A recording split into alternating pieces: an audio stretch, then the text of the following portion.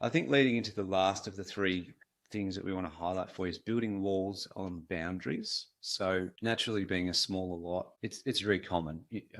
Every small lot will have a wall and boundary pretty much. So instead of like the traditional lots where you've got like a brick wall and then you've got like this meter and a little bit of pathway down the side of the house, with a small lot a lot of the time you don't actually have that luxury.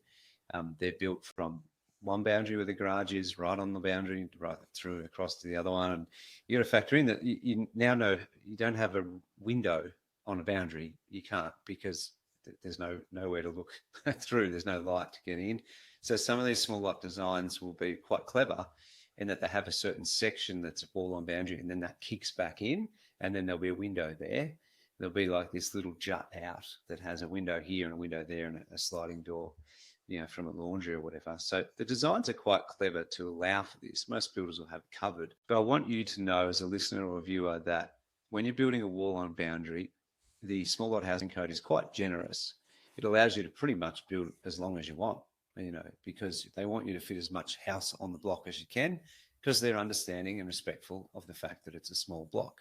With res code, you've got more restrictions. You've got more private open space requirements and things like that.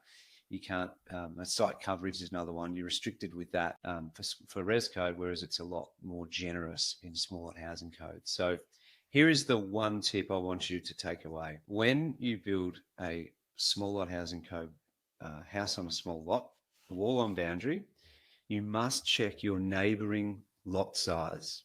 Okay, so if you are a house, let's say your block's 10.5 meters by 28 deep, that's 294. I think I wrote 2 in there, Daz, but 294 square meters. That's a small lot housing code house and lot. Okay, so that's good.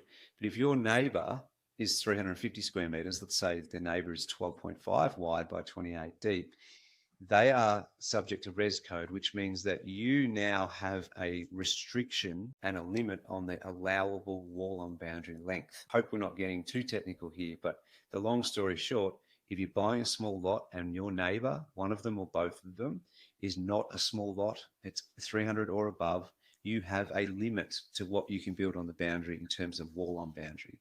Now, I've got a formula here that could be done, but I don't know if we need to go into that level of detail, but your consultant should know what that formula is, or someone in their office should know it.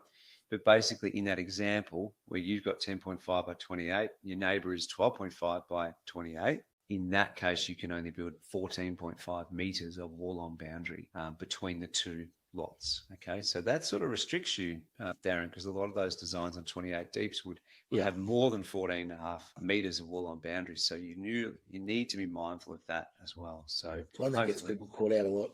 Yeah, because I think commonly people don't